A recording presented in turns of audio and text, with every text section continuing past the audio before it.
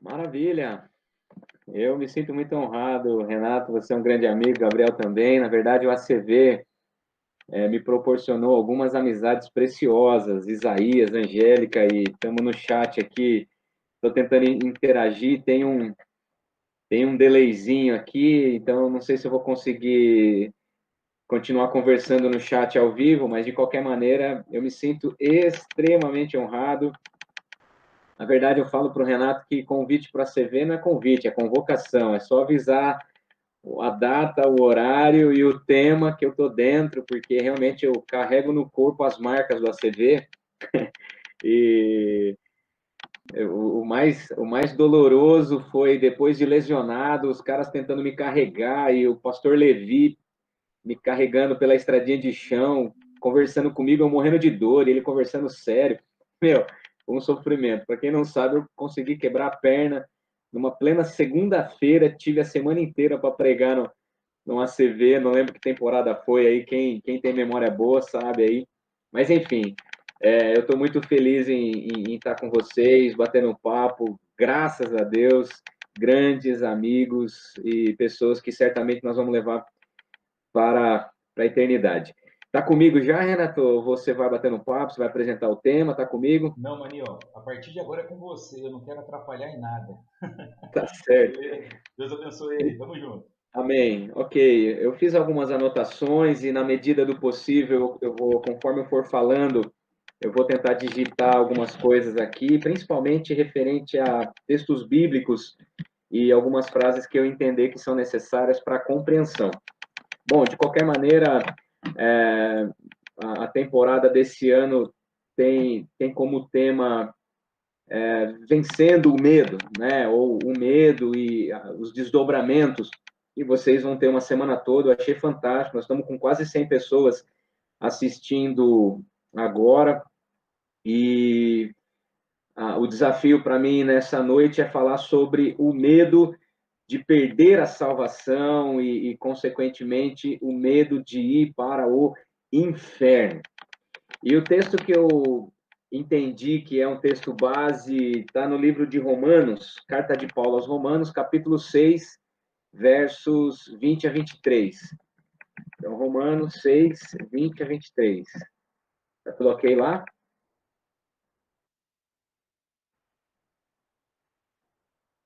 Então, eu estou colocando aí no chat ao vivo do YouTube o texto bíblico, carta de Paulo aos Romanos, capítulo 6, versos 20 a 23. O texto vai dizer o seguinte: o contexto fala a respeito da liberdade que a graça nos concede com relação ao pecado.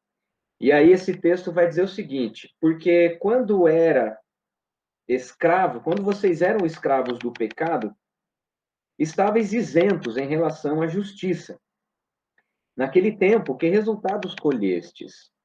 Somente as coisas de que agora vos envergonhais, porque o fim delas é morte. Agora, porém, libertados do pecado, transformados em servos de Deus, tendes o vosso fruto para a santificação.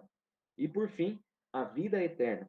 Porque o salário do pecado é a morte, mas o dom gratuito de Deus é a vida eterna em Cristo Jesus, nosso Senhor.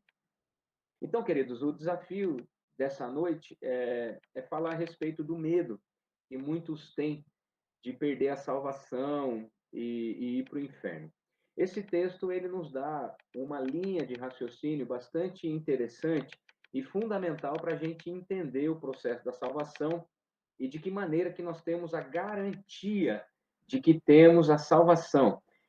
Para iniciar a conversa, eu quero dizer a você que é possível nós termos certeza, convicção da salvação.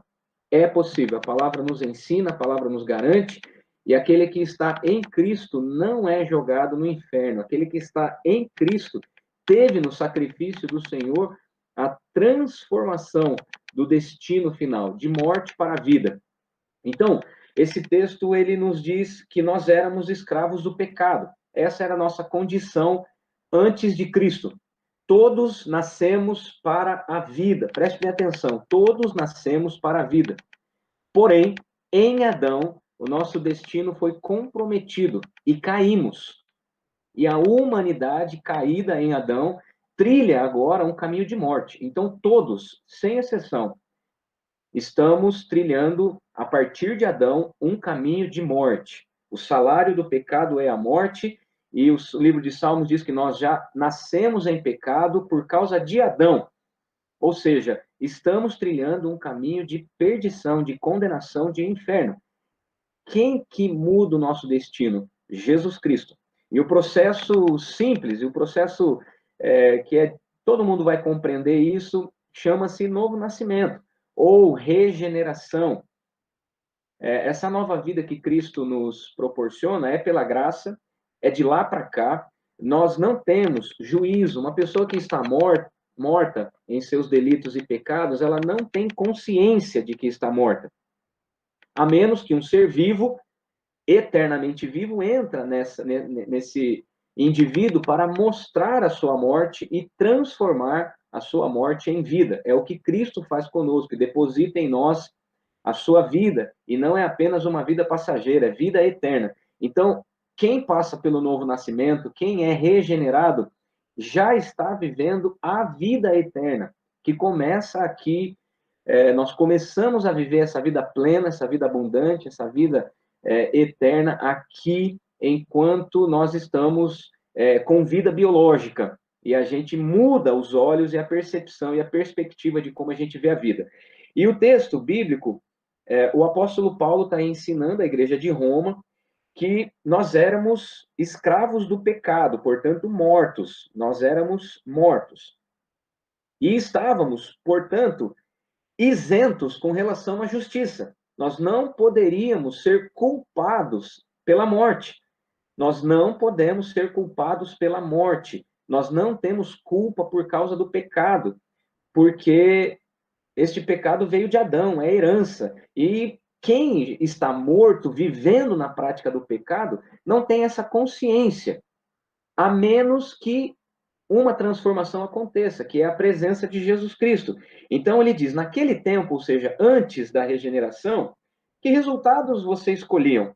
Somente as coisas de que agora vos envergonhais, porque o fim delas é morte. Então, nós não temos culpa pelo pecado, e esse processo, de acordo com, e eu estou aqui com a Confissão de Fé de Westminster em minhas mãos, eu estou muito convicto do que eu estou lhe dizendo, e junto com a confissão, eu tenho aqui comigo também o Catecismo Maior, que é um conjunto de perguntas e respostas a respeito da nossa doutrina reformada, calvinista. E esse primeiro processo pelo qual passamos chama-se justificação. Eu já vou chegar na questão do medo, mas eu preciso que você entenda essa linha de raciocínio. Cristo justifica o nosso pecado. Ele não apenas paga pelo nosso pecado, ele não apenas, diante do justo juiz, ele apresenta justificativas, como ele mesmo senta no banco dos réus em meu lugar, em teu lugar. Então é um processo todo simultâneo. A regeneração, ela precisa ser compreendida para você não ter mais medo de ir para o inferno, se você está em Cristo. Então, Jesus Cristo justifica a culpa do teu pecado. Ele te justifica. Essa é a doutrina da justificação. Então, neste passo da compreensão, e é o que o apóstolo Paulo fala no versículo 20 e 21, que nós estamos, então, livres da culpa. Eu não sou culpado pelo meu pecado. Eu herdei, eu recebi isso de Adão. Mas daí vem o segundo processo. Agora, versículo 22, agora, porém, libertados do pecado, transformados em servos de Deus, tendes o vosso fruto para a santificação, que é aqui que mora esse processo de santidade com o qual nós lutamos tanto. Nós não vamos nos alongar muito, a proposta aqui não é santidade num primeiro momento, embora tudo esteja vinculado, mas quem são as pessoas que entendem o processo de santificação? As pessoas que foram justificadas, portanto, aquela que já passou pelo novo nascimento. Então, quando Cristo entra na minha história, ele me tira da morte, me põe no caminho de vida e deposita em mim o Espírito de Jesus, que é santo. E é por isso, é a presença do Espírito Santo em mim que revela a minha mente ao meu coração que a partir de agora eu entro num processo de santidade. Então, neste primeiro passo, que eu estou chamando de justificação, eu sou livre da culpa do pecado. Mas é neste segundo passo do processo, que eu estou chamando de santificação, é que nós somos livres do poder do pecado. Então, eu vou escrevendo aqui no chat, na medida justificação, livres da culpa do pecado. Por causa do delay, pode ser que tenha um problema aí, mas já fica registrado. Santificação significa livres do poder do pecado. Tá dando para entender? E aí eu vou continuar aqui falando sobre isso, porque na medida em que você vai vivenciando esse processo de santificação, você vai diminuindo o poder do pecado em tua vida. Então, quem roubava, não rouba mais. Quem mentia, não mente mais. Quem tem problema com pornografia, masturbação, adultério, ou seja, todo tipo de pecado regenerado, eu abandono. Alguns pecados eu abandono imediatamente, por causa da consciência. Outros pecados eu tenho raízes no meu coração que estão relacionadas com o passado, com traumas, com excessos, com ausências. E o processo de santificação, ele é um processo perene. No momento em que eu me converto, no momento em que Cristo me elege, eu entro num caminho de santificação até que cheguemos à perfeita varonilidade. Quando que eu cheguei à perfeita varonilidade? Nunca. Em vida, nunca. E aí, quando eu sou recolhido, ou quando Jesus voltar, vai acabar a nossa luta contra o pecado, que daí nós já estaremos unidos com Cristo definitivamente. Mas, até lá, nós sofreremos a influência do pecado sobre as nossas vidas, mas é no processo de santificação que eu me vejo cada vez mais livres do poder do pecado. Eu vou crescendo na santificação. E aí eu entro, então, num terceiro aspecto, que é chamado de glorificação, onde eu serei, de fato, livre da presença do pecado. Isso é tão didático, tem uma música muito bonitinha do Daniel de Souza, que a gente canta em nossas igrejas, que é uma letra extremamente doutrinária, e que se você quiser, o nome da música está aqui, ó, Salvos pela Graça, Daniel de Souza. Está tudo aí para você ter condição de certificar. Ele diz: justificado fui, santificado sou, glorificado serei através de Cristo. E ele continua conjugando os verbos: fui livre da culpa do pecado, sou livre do poder do pecado e da presença do pecado, livre serei. De glória em glória, de fé em fé. E aí, você conhece a música, Rê?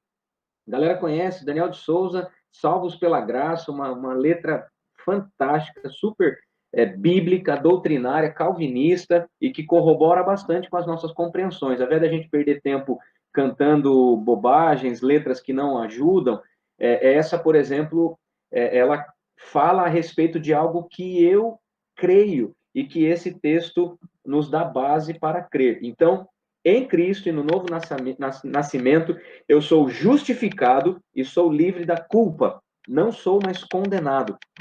Neste mesmo processo, o próximo passo é a santificação, que é a presença do Espírito Santo em mim, que me faz ter resistência contra o pecado. E aí essa resistência é gradativa. Algumas coisas eu luto durante um tempo, e depois me vejo livre, outras coisas eu luto a vida inteira, e não à toa o apóstolo Paulo falou a respeito do espinho na carne.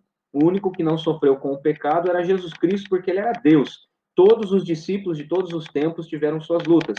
E o terceiro processo, que é a glorificação, onde ele fala assim: e por fim, a vida eterna, porque o salário do pecado é a morte, mas o dom gratuito de Deus é a vida eterna em Cristo Jesus, nosso Senhor. Então, apenas seremos livres da presença do pecado quando estivermos no céu, na glória com Jesus Cristo, ou quando ele voltar, ou quando ele nos recolher.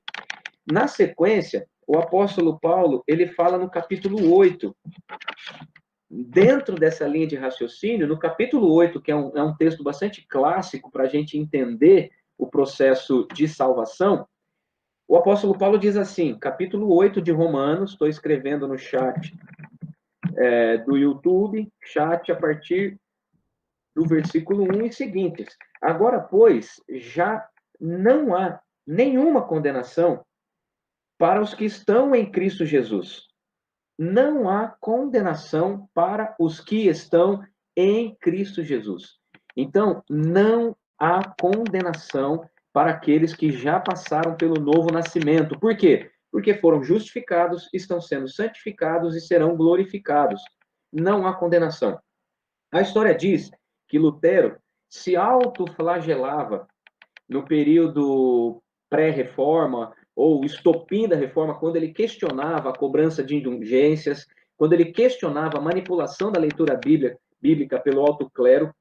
A história conta que Lutero se autoflagelava porque ele não conseguia se lembrar de todos os pecados cometidos durante um dia. E, de repente, os seus olhos foram abertos, o Espírito Santo testificou no coração deste monge católico romano, e ele então teve uma teofania, ele teve uma manifestação de Deus ali em seus aposentos, e ele entendeu que ele não precisa de confissão para pessoas, ele não precisa de pagar indulgências para ninguém, que ele não colabora com o processo de salvação, que é de lá para cá. A salvação começa, se desenvolve e termina com Jesus Cristo nos altos céus. Ele nos escolhe, ele nos predestina, ele muda a nossa história. E então, Lutero teve estes insights e escreveu, entre tantos pensamentos, 95 teses, e entre as quais ele estava falando sobre a salvação pela graça e não mais a condenação do pecado. A grande contribuição de Lutero foi questionar aquilo que estava sendo colocado como norma e a luta das pessoas com o medo do inferno. Então, não é de hoje que os crentes em Jesus Cristo têm medo de ir para o inferno, porque não compreendem direito as escrituras. E eu louvo a Deus porque o ACV, como sempre, dirigido por Deus para trazer temas relevantes para essa galera que está online agora, né? Já somos aqui quase 100 pessoas, 94 pessoas assistindo no momento. Então, assim, eu creio que você está aqui porque você tem uma história de intimidade com pessoas, você tem história com a CV. Nesses dias você estaria presencialmente lá, reunido com essa galera. Então, você não é o primeiro, não será o último. Lutero e os reformadores questionaram de forma incisiva a respeito da condenação que as pessoas sofriam quando não tinham seus pecados confessados para líderes religiosos ou mesmo tendo que contribuir pagando com indulgências para não irem para o inferno. Lutero rompeu com isso e depois Calvino escreveu as chamadas os 5 pontos do calvinismo. Na verdade, não foi ele quem escreveu, foram os calvinistas quem escreveram os 5 pontos do calvinismo no movimento pós-reforma e que tentaram sistematizar. Então, a perseverança dos santos, que é um dos princípios trazidos pelo pensamento de Calvino, a perseverança dos santos significa que persevera aquele que já é santo, não persevera quem não é santo.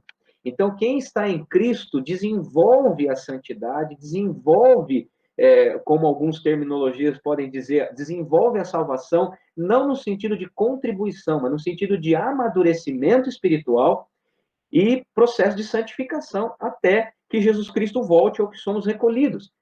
Nesses dias de pandemia, de ataque terrorista, de morte de gente famosa, morte trágica, notícias bombásticas, a humanidade, inclusive os cristãos, ficam de forma até imatura, preocupadas, temerosas, por causa do momento apocalíptico. E está tudo bem, eu não tenho dúvida de que Jesus Cristo está voltando, eu não tenho dúvida de que os sinais estão claros, a sua vinda se aproxima muito mais do que outrora, mas a vinda de Cristo, que é uma convicção, porque ele prometeu e ele vai cumprir, não é para a gente ter medo. Não é para a gente ter medo de morrer ou medo de ficar quando Jesus Cristo voltar. Aqueles que estão em Cristo têm essa convicção, porque passaram da morte para a vida. O nome no livro da vida foi escrito com sangue por um Salvador que não se arrepende de seu sacrifício. Então, eu e você estamos guardados com Cristo em Deus. Este é o nosso esconderijo. Esse é o lugar seguro, lugar secreto para aquele que está no Altíssimo. E João 6,37, Jesus Cristo mesmo falando, ele diz: todo aquele que o Pai me dá, este virá a mim. E o que vem a mim, de modo nenhum eu lançarei fora. Isso é convicção de quem está em Cristo. Um outro texto, que é no Evangelho de João, na oração sacerdotal do capítulo 17, ele vai fazendo uma oração que João captou algumas palavras, algumas expressões que Jesus Cristo estava dizendo. Entre tantas expressões, ele disse assim: aqueles que o Senhor me deu, eu cuidei deles, para que ninguém se perdesse, exceto o da perdição. Ou seja, Judas já estava predestinado a trair, e a história é longa. Mas todo aquele que está em Cristo, Jesus Cristo não abandona. O sacrifício de Cristo é eficaz. Esta vocação é chamada pela doutrina calvinista de vocação eficaz. O que Jesus chama, ele entende e vem pela irresistível graça e está nele. E a prática do pecado é chamada pelo teólogo Paul Tillich de alienação, é um acidente. O pecado para nós, então, é um acidente e nós não somos condenados por causa da prática de determinados pecados após a salvação. Então, para polemizar um pouco, talvez alguns já tenham até alguma reflexão sobre isso, existem outras linhas doutrinárias, eu não vou ficar citando elas, mas existem pensamentos a respeito do livre-arbítrio. E a nossa Constituição, a nossa confissão de fé, ela fala sobre livre-arbítrio. Porém, o nosso arbítrio antes de Cristo está comprometido, porque nós estamos espiritualmente mortos. E uma pessoa espiritualmente morta, ela não tem consciência de morte. Então é Cristo que, em primeiro lugar, dá um passo na nossa direção, nos acolhendo pelo seu amor, pelo sacrifício que ele tem, e chama aqueles que são salvos. Então, este sacrifício de Cristo é quem determina. Então, eu não tenho juízo, eu não tenho arbítrio, eu não tenho decisão racional, porque eu estou espiritualmente morto. Então, Cristo primeiro me dá vida. Então, é Ele. Eu sou eleito, Ele coloca em minha vida, e depois disso, todo o processo acontece. Eu tenho livre-arbítrio para todas as coisas, menos para a salvação. Eu tenho livre escolha para todas as coisas. E o apóstolo Paulo incentiva. Você pode, tudo aquilo que é possível, tudo aquilo que é lícito, você pode fazer, mas não convém, por causa da santificação, por causa do Espírito Santo testificando em nós aquilo que aponta para a vida, aquilo que representa o caráter de Cristo, aquilo que é o desenvolvimento do fruto do Espírito manifesto em mim através das obras. Então, quem está em Cristo tem vida, manifesta a vida, expressa a vida, as boas novas, e quem não está em Cristo continua caminhando um destino de morte, porque o salário do pecado é definitivamente a morte. Romanos 3:23 e Romanos 6:23, conforme o texto que lemos. E esta é a segurança que nós temos. Agora, 1 João, eu quero finalizar essa breve reflexão lendo 1 João capítulo 4, versículo 18. Olha que coisa linda. No amor não existe medo. Antes, o perfeito amor lança fora o medo. Quem é o perfeito amor? Jesus Cristo. O ágape, é ele que em 1 Coríntios capítulo 13, o apóstolo Paulo fala do amor, mas na verdade ele está falando de Cristo. O perfeito amor, Jesus, dentro de nós, lança fora o medo. Ora, o medo produz tormento. Logo, aquele que teme não é aperfeiçoado no amor. E aí, eu finalizo então lendo a página seguinte, que está no capítulo 5, versículo 13, que diz assim: estas coisas vos escrevi a fim de saberdes que tendes a vida eterna, a vós outros que credes em o nome do Filho de Deus. Então, nenhuma pessoa em sã consciência diz assim: estou salvo, Jesus Cristo é o meu Senhor, é o meu Salvador, sem antes o Espírito Santo ter entrado nessa pessoa pelo sacrifício de Cristo. Então, essa pessoa diz assim: eu tenho a vida eterna. E quem diz é o apóstolo Paulo, o apóstolo João e o próprio Jesus Cristo. Aquele que está em mim é nova criatura, a morte passou, o medo tem de passar, porque quem está em Cristo vigia, ora, mas tem esperança, porque sabe que a hora que acabar esses dias, quando a gente morrer, ou quando Jesus Cristo voltar, estaremos glorificados, com os corpos transformados, vivendo a eternidade que ele nos escolheu. Por que muitos têm medo?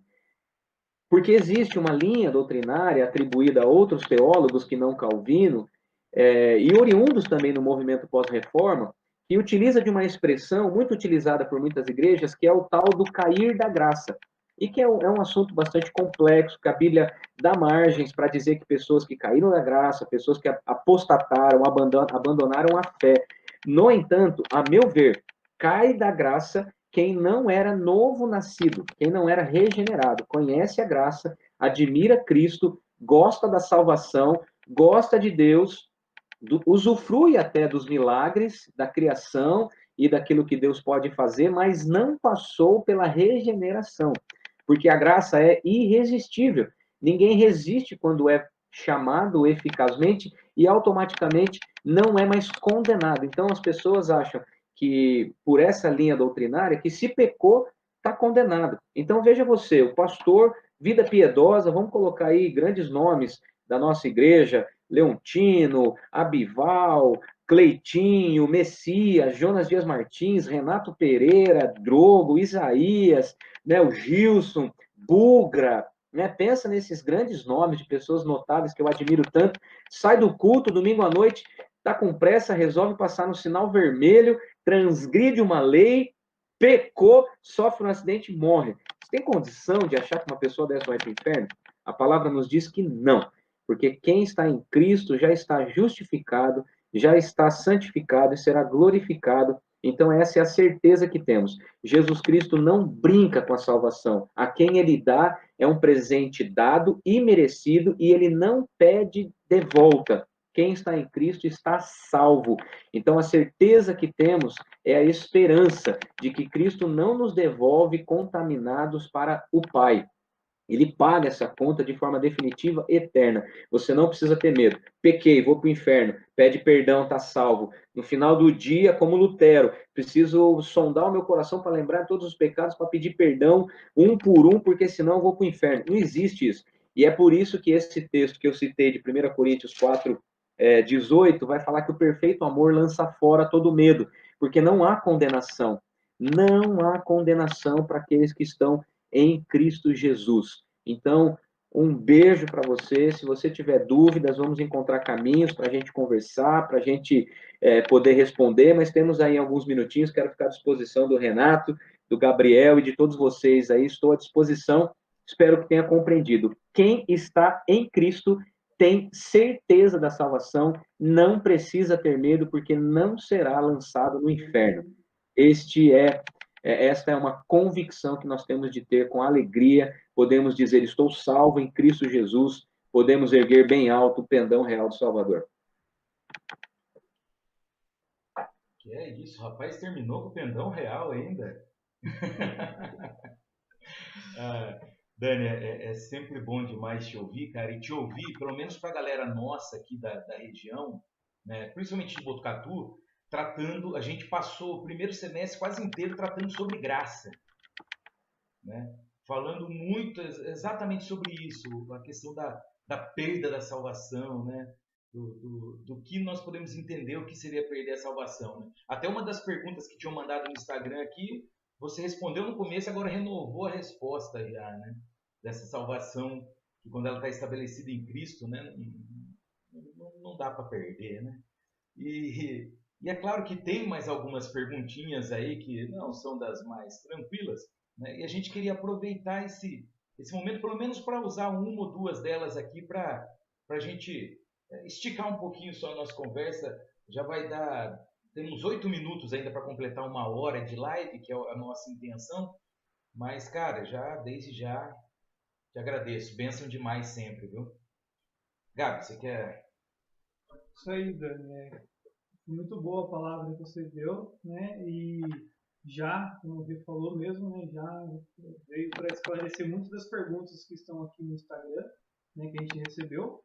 Eu vou falar algumas das perguntas aqui para você e você sinta-se à vontade para desenvolver a resposta aí daí.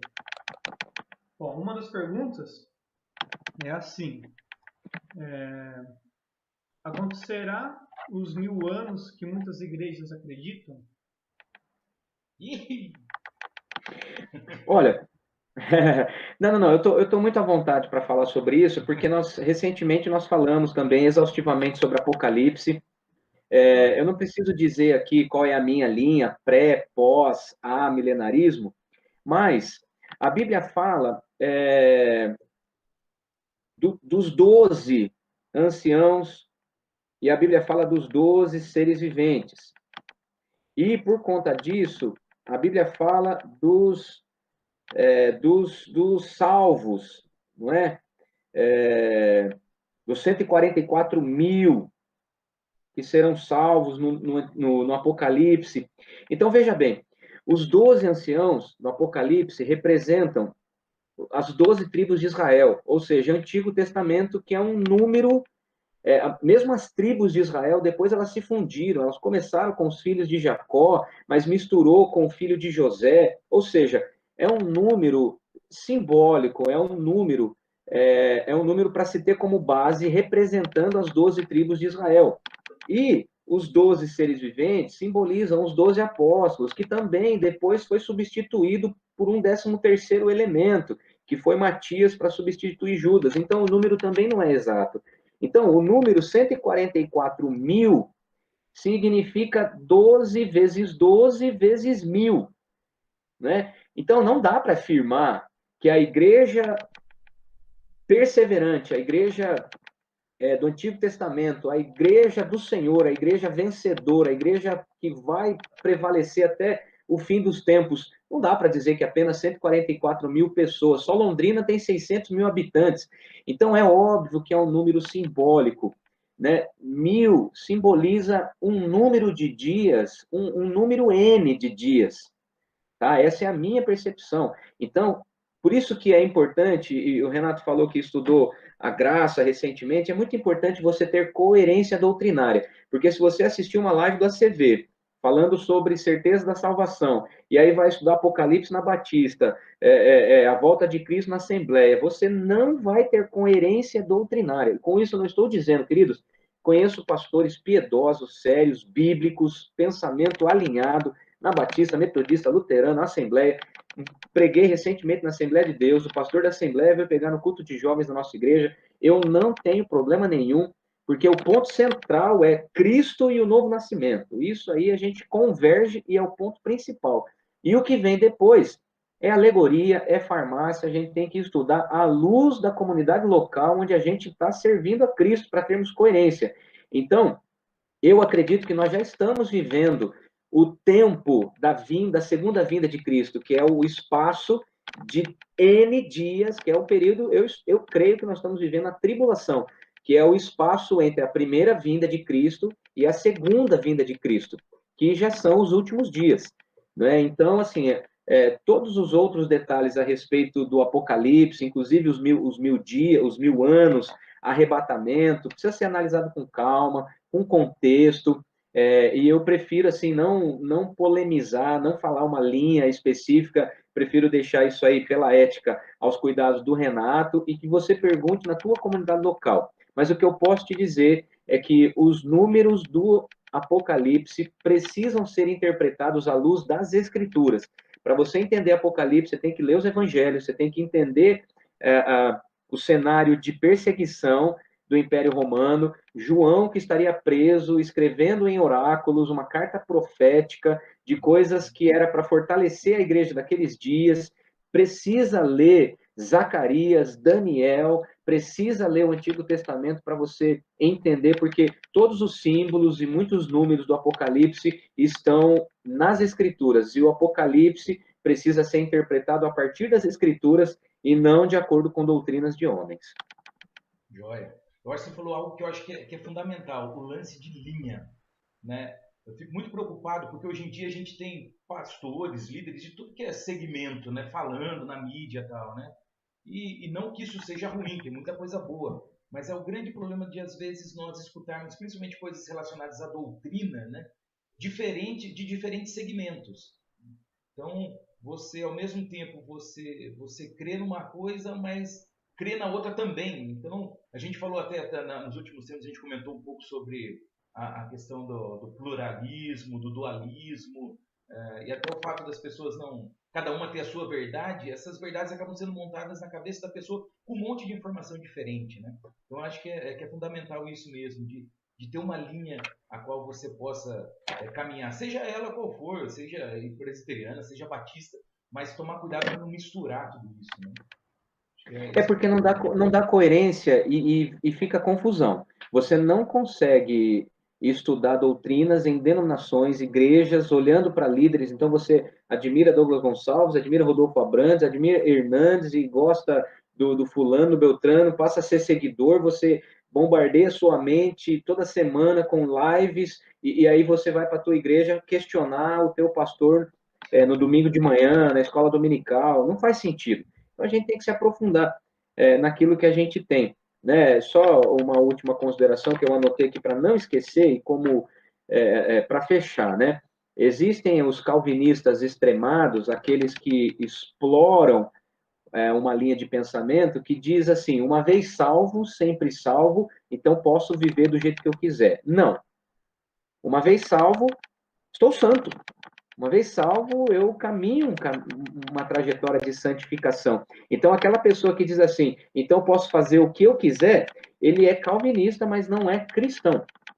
Porque a presença de Cristo no cidadão, no indivíduo, torna ele santo e com um olhar para a santificação. Agora, um arminiano, né, que é Jacó Armínio, que é um outro teólogo que se contrapôs, né, a Calvino, que fala sobre cair da graça, o extremo do arminianismo também é esse, você ter tormenta por causa do pecado em si. Caiu, vai para o inferno. Errou, está condenado. Então, esse Deus não é de graça. A salvação não é por amor, né? Não é gratuita. Então, você tem que colaborar. Então, são esses dois extremos que eu gostaria que você tivesse em mente. Nem viver a salvação de qualquer jeito, no sentido de totalmente descompromissado, até porque santidade é um projeto comunitário, a tua santidade me diz respeita e vice-versa, não é? Então, o testemunho, a vida de piedade, pelos frutos que se conhece a árvore, e nem também essa vida de tormenta, que a qualquer pecado você se sente acusado por um Deus de barba branca, com dedo em riste, dizendo, infelizmente, você não se adaptou aos critérios, você vai para o inferno. Então, nenhum extremo de consciência totalmente liberada com relação ao pecado e nem também um pensamento de tormenta, mas viver esse equilíbrio de que a santidade ela nos dá liberdade para fazer o que quisermos, desde que seja para a glória do Senhor. Ô Dani, só mais uma pergunta, porque eu acho que essa fez parte da sua palavra. Em certo momento você citou ela, né, e aí apareceu essa pergunta até pelo WhatsApp aqui.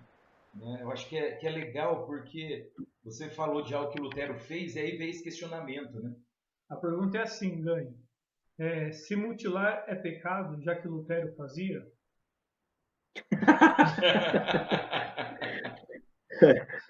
Não, Lutero não se mutilava, ele se autoflagelava.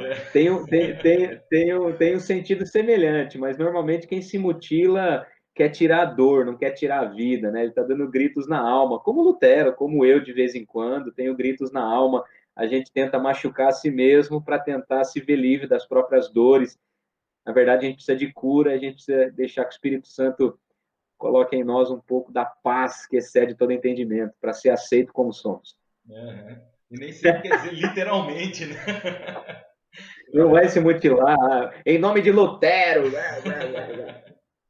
Não. Joia, joia. Maninho, tem mais duas perguntas, mas eu acho que elas são perguntas que elas vão estender bastante daí a conversa, né? Tá chegando mais perguntas aqui toda hora, né? A galera tá participando aqui, tá mandando. Eu estou à disposição de vocês. Fiquem à Lê essa vontade. daí, por favor, pra gente. As duas são a mesma. Olha o Drogo filosofando no chat ao vivo. Ô Dani, então, ó, tem outra pergunta aqui. É o seguinte. Para os calvinistas, por que faz sentido Deus dar a salvação para uns e outros não, independente das nossas atitudes e das nossas escolhas? Não, na verdade, pensa comigo. A nossa massa encefálica, o crânio, o cérebro, né? Esses dias eu pesquisei, o cérebro pesa cerca de 600, 700 gramas, né? Vai ter gente que falar que o meu é um pouco maior, viu? Que pesa um pouco mais. Não, tem uns que tem 2,5 kg, né, para mais. como é que essa caixa craniana, essa massa encefálica, criatura, vai tentar entender o Criador? A meu ver, o que Calvino tentou fazer é explicar o inexplicável. A salvação é inexplicável, né? Então, muitos atacam Calvino sem conhecê-lo. Muitos atacam apenas para defender doutrinas que se contrapõem. Mas, na verdade, não há outra explicação. Todo aquele que o Pai me dá, este virá a mim. Isso é eleição, isso é predestinação. Aí você pensa na presciência do Senhor. Mas é óbvio que existe uma presciência, não é? Ah, mas se Deus prevê todas as coisas, por que ele não previu a pandemia? Gente, quem que vai ter coragem de questionar Deus? Se você quiser, o livro de Jó, você tem ali centenas de perguntas retóricas, dezenas de perguntas que Deus faz para Jó. Ô, Jó, onde é que você estava quando eu criei todas as coisas? Onde você estava para você questionar? Então, a criatura questionar o Criador é, no mínimo, pretensão. Então, para a gente tentar explicar Calvino, a gente tem que conhecer o pensamento de Calvino. E, na minha singelíssima opinião, essa chamada dupla predestinação, na verdade, assim, se uns são salvos e outros não, se uns aceitam Cristo, se uns realmente confessam com a sua boca que Jesus Cristo é Senhor, no coração crê que ele ressuscitou dentre os mortos, então, veja bem, essa pessoa está salva. E aquele que não? Ele não tem escolha, porque todos estávamos mortos. Então, na minha percepção, Calvino tentou explicar o inexplicável e foi, evidentemente, não compreendido. Precisa de um pouco de predisposição para você entender que ele tentou apenas dizer que só tem uma explicação. Os que creem só são predestinados. Por isso que a gente crê. O evangelismo e a vida de oração, ela está além da presciência de Deus. Porque como pai, eu tenho planos para meus filhos, mas eu quero que eles interajam comigo, né? Então, veja que a condenação não é para quem Deus determina que está condenado, porque todos estamos condenados. E por amor, ele decidiu, pela sua presciência e soberania, que não cabe a nós entender, ele decide, então, tirar da morte e colocar na vida os eleitos. Tem uma expressão de Calvino que eu gosto muito, onde ele diz assim, ó, a respeito da soberania de Deus, que é o ponto em questão. Acolhamos com branda docilidade essa questão, porque ou você acolhe pela fé que Deus tem plano e nós temos de pregar para todos e os eleitos serão salvos, ou então a gente vê em Deus um tirano brincando de quem pô, quem vai, quem não vai para o inferno.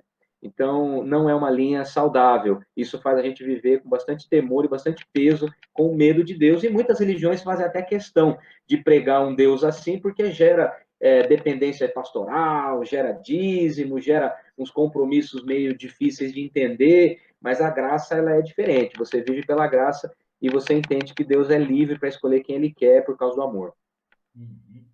Beleza. Muito bom, legal, Dani. Eu achei muito boa essa abordagem, assim, né? E eu acho que vem muito a acrescentar, né? As perguntas que a galera estão fazendo aqui no Instagram. Inclusive, antes da gente terminar, eu queria falar para você depois mandar aí no chat quais são os livros que você citou. Aí tem uma galera que está querendo saber direitinho aí depois os livros, os autores, tudo. E é legal porque são livros, os que você citou são livros extremamente clássicos, né, da caminhada nessa visão, né, nessa perspectiva que a gente, no caso que você trouxe, né, que a gente crê. Então é bem interessante mesmo o nome desses livros. Tem mais alguma coisa aí, Gabi, que dá para... De repente, tem um pessoal que fala, não, pode ir mais um pouco, né? Não sei como que o Dani tá aí de tempo. Eu sei que ele tá com o aniversário do filho lá também, gente. Estou segurando ele um pouco aqui, mas tá com o aniversário do filho.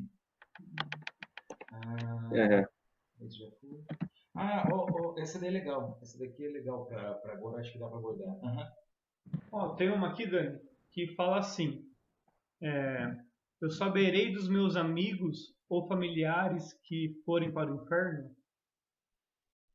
Ou para o céu, né? Ou para o céu, né? Não sei se... Olha, Apocalipse 21 diz que Deus enxugará dos olhos toda lágrima. Então, assim, Lázaro ressuscitou, ele ficou 4 dias morto e voltou, e ele não teve um lapso de memória, né? a ponto de, quando foi ressurreto, ele sabia quem era Cristo, seus irmãos, suas irmãs. Então, assim, para mim não é um ponto decisivo, acho que é muito mais uma curiosidade. Mas eu tenho a impressão de que nós teremos, relativo à memória, o que nós seremos blindados é da dor. Então, não haverá remorso, não haverá saudade, não haverá arrependimentos. Então, assim, quem tiver no céu, você sabe que são salvos. Quem não for, meu amigo, felizmente tá queimando no inferno.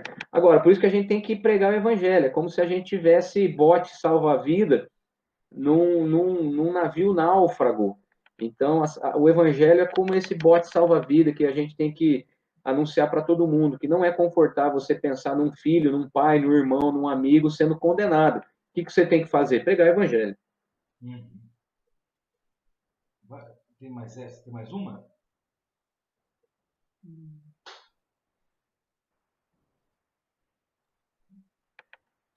Faz essa daqui, então. Aí a gente mata todas hoje, Dani. Se for chegando depois, a gente vai te Manda para mim. mandando. E aí a gente pelo menos zera as que fizeram no Instagram aqui a princípio. E aí outras, se tiverem, o pessoal pode ir mandando pra gente, mandando pro direct. A gente encaminha para ele depois. O Drogo fez isso ontem, o Dani eu tenho certeza que vai fazer também. Então Certeza. Bom, então a última pergunta que tem aqui no Instagram pra gente é assim: como funciona com as pessoas LGBT e com os homofóbicos que espalham ódio?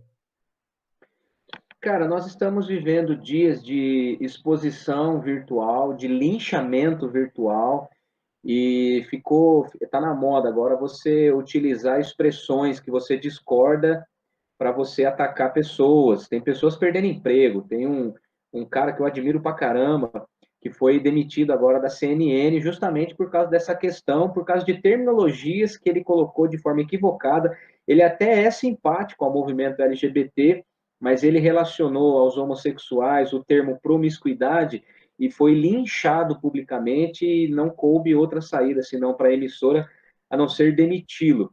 Então, esse linchamento virtual, ele é muito covarde, ele é muito feio, né? Porque são pessoas anônimas. A internet é essa terra de ninguém, que deu voz às pessoas extremadas. Eu não tenho problema nenhum em expressar minha opinião, porque eu tenho na minha família pessoas homossexuais, pessoas bem próximas, que eu amo. E a palavra correta, na verdade, é orientação sexual, é como a pessoa se vê. Não é uma escolha, eu acordei agora, quero ser gay, quero ser lésbica, quero ser homofóbico. Então, são orientações que a gente vai tendo ao longo da vida. O Espírito de Cristo em nós nos aponta para a santidade, mas pessoas que têm uma orientação sexual comprometida, seja por traumas, por ausências, por abuso, por violência, por seja lá qual for a questão, essa pessoa ela tem uma luta interna. Ninguém um dia tem consciência, a partir de agora eu vou mudar, eu gostava de mulher, agora eu vou gostar de homem. Não, é uma luta. Então não dá para dizer que um homossexual está condenado, vai para o inferno, porque quem determina o que o indivíduo vai ter na sua eternidade é Cristo, e não é o seu pecado ou qualquer coisa relacionada. Então, não é o mentiroso, o promíscuo, o ladrão, não são estes que vão para o céu ou para o inferno. É quem está em Cristo e quem não está em Cristo. Então, seja lá qual for a condição dessa pessoa, qual for o pecado, qual for a luta que essa pessoa está envolvida, se ela está em Cristo, ela está no céu e ela pratica a santidade, porque é pelos frutos que se conhece a árvore. A santidade é fruto de quem é salvo. O homofóbico e a pessoa que vive uma vida sem qualquer regra moral, sexual, certamente é uma pessoa que não conhece Cristo. Mesmo uma pessoa que luta com homossexualidade, ele encontra caminhos para crescer em suas emoções e entender o funcionamento de sua identidade em Cristo. Então, esse é um assunto complexo. Falar sobre homossexualidade e homofobia não é simples. Precisaríamos de uma live, quem sabe uma temporada inteira só para falar sobre identidade. E aí eu creio que existem muitas pessoas no Brasil, e eu gosto do tema, tenho ensinado isso para a nossa juventude, feminismo, machismo, homossexualidade, são temas muito presentes na comunidade, principalmente né, no mundo virtual, a gente tem que ter muita cautela, mas está salvo quem está em Cristo, quem não está em Cristo não está salvo. Beleza. Maninho, cara, top, viu? Valeu mesmo. Daniel, a gente se conhece desde antes de formado, nos conhecemos ainda no seminário. Então a gente tem uma caminhada junto aí já há um bom tempo e sempre bom estar com você aí, viu, mano? Cara, eu tô mandando para você, vou mandar para você uma foto, Renato, que eu recebi de um grupo, de um grupo do WhatsApp que eu tenho aqui. Eu vou mandar no teu, WhatsApp, e aí você. Não, na verdade eu vou colocar no grupo lá da CV, onde a gente tem lá, mas Não, não depois a manda lá gente no vê grupo se da você CV, quiser. não. Não, bom, sabe que é que você está falando aí, me veio à mente. Na verdade, a gente se conhece bem antes do seminário, né? Quando você veio ajudar a gente aí junto com uma galera aí a fazer recreação de acampamento, enfim, tem um carinho muito grande por você.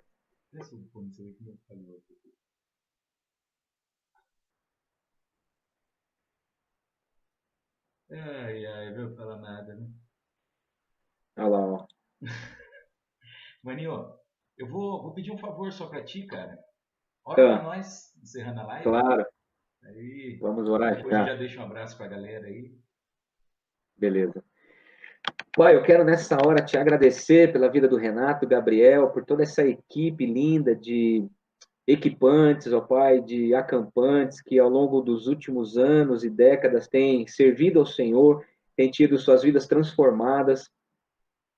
Como é bom ouvir, ó Pai, testemunhos de pessoas que passam pela CV e se tornam líderes de pequenos grupos, de células, diáconos, diaconisas, presbíteros, presbíteras, pastores, missionários. Como é bom saber, Senhor, que por conta desse convívio a gente mantém uma relação de amizade tão gostosa, que vai por toda a vida. Então, Pai, nessa hora nós realmente clamamos ao Senhor que a tua soberania venha sobre nós, trazendo paz, trazendo esperança de que aqueles que estão em Cristo têm a vida eterna e aqueles que não estão em Cristo que possam realmente se entregar plenamente, terem seus olhos abertos e confessar Jesus Cristo como Senhor e Salvador. Sim. Tu que és o Deus soberano, certamente tem um plano para cada um de nós. E te agradecemos pelo tempo com o Drogo ontem, sabemos que ao longo dessa semana muita gente mais vai falar e certamente essa galera vai ser edificada, vai crescer, vai amadurecer para aperfeiçoar a nossa caminhada em Cristo. Então, a ti toda a honra, toda a glória e a nossa gratidão, reconhecimento de que realmente o ACV serve, existe para a tua glória, para abençoar vidas, transformar pessoas. Oramos assim, agradecidos em nome de Jesus. Amém. Amém. Beleza, mano. Velho. Valeu, galera. Valeu, Dani. Valeu, cara. Beijo, Drogo. Te amo. Léo, Marcos, Júlia, Andy. A última música de adoração que eu lembro do ACV, ela dizia mais ou menos assim, ó, Jefferson Brian e a sua caneca. Cara, todo dia, antes de falar oi para o Senhor, eu lembro dessa música. É um inferno. É um mantra na minha mente. Beleza. Valeu, Rê. Valeu, Gá. Falou, cara.